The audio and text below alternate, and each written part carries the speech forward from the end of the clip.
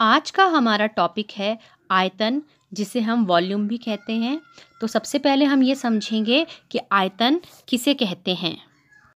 बच्चों, चित्र में आपको 2 गिलास दिखाई दे रहे हैं जिनमें पानी भरा हुआ है। यदि आपसे पूछा जाए कि किस गिलास में अधिक पानी आएगा, तो आपका उत्तर होगा कि जो गिलास अधिक बड़ा है उसमें अधिक पानी आएगा और जो गिलास छोटा है उसमें कम पानी आएगा।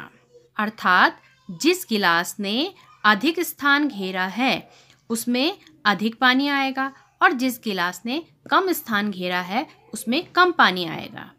बच्चों, जब हमने क्षेत्रफल पढ़ा था तो हमने समझा था कि जितना तल उतना क्षेत्रफल, लेकिन जब हम आयतन की बात कर रहे हैं तब स्थान घेरने से हमारा अर्थ है कि त्रिविमीय स्थान। त्रिविमीय का अर्थ है कि तीनों विमाओं में इसका स्थान कितना घेरा गया है।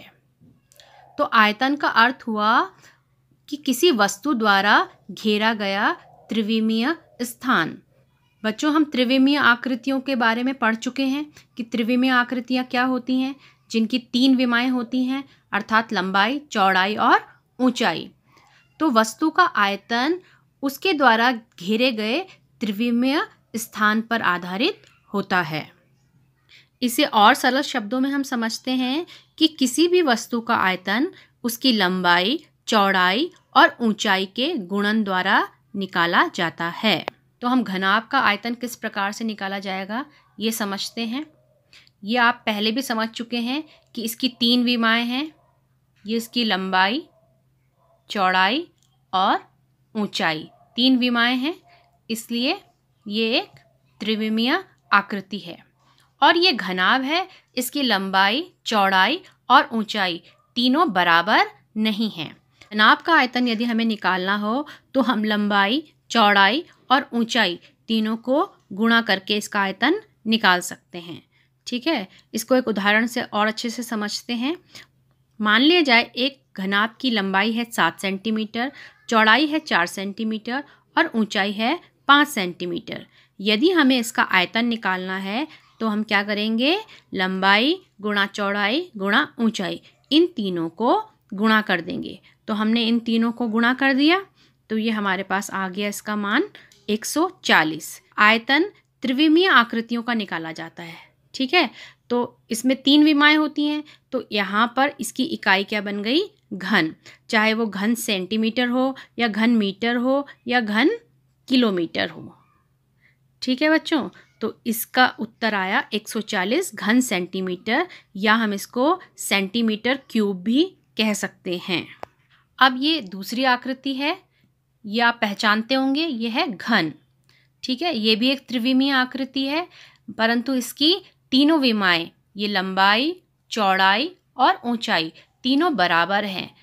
अब हमें घन का आयतन यदि ज्ञात करना हो तो हम क्या करेंगे, इसकी तीनों भुजाओं को गुणा कर देंगे। इसको एक उदाहरण से समझते हैं।